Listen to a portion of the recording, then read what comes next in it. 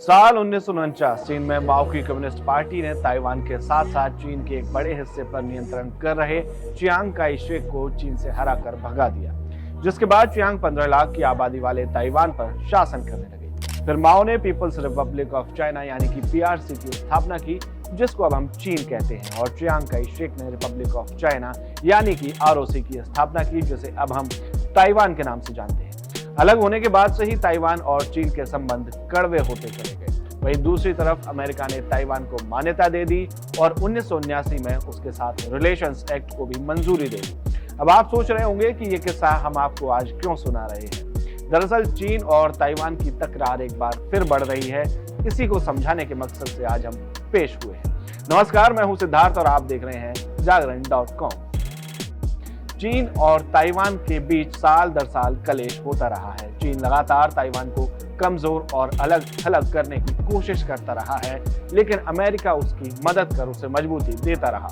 आए दिन चीनी फौज ताइवान को घेरने की कोशिश में रहती है। ताइवान खुद को एक अलग देश मानता है, जबकि चीन ताइवान को हमेशा उसके एक हिस्से के रूप में देखता आया है और उसे लगता है कि देर सवेरे उसका ये हिस्सा वापस उसमें मिल जाएगा, जिसके लिए चीन अलग अलग वक्त पर ताइवान को ऑफर भी देता रहा, लेकिन वहां की सरकार ने इन सभी प्रस्तावों को ठुकराती रही, जिसके बाद चीन ताइवान को हड़पने की कोशिश में लगा रहता है।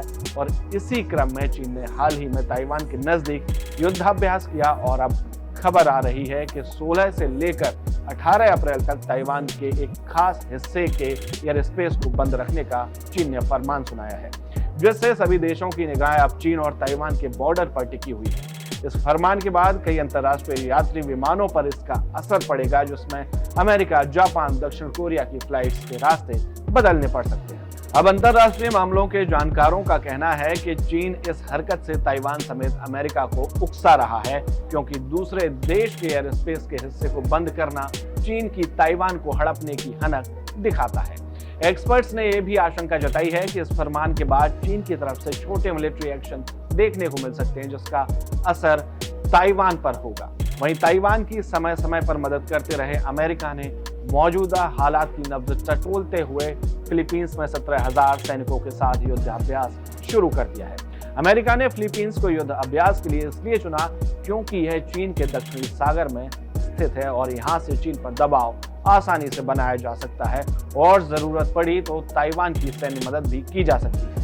अब देखना होगा कि 16 से 18 अप्रैल के बीच चीन क्या करता है और इसका जवाब अमेरिका कैसे देता है। इस मामले में जो भी अपडेट होंगे हम आप तक जरूर पहुंचाएंगे। इंटरनेशनल अफेयर्स की ऐसी और खबरों के लिए देखते रहिए जागरण.com। नमस्कार।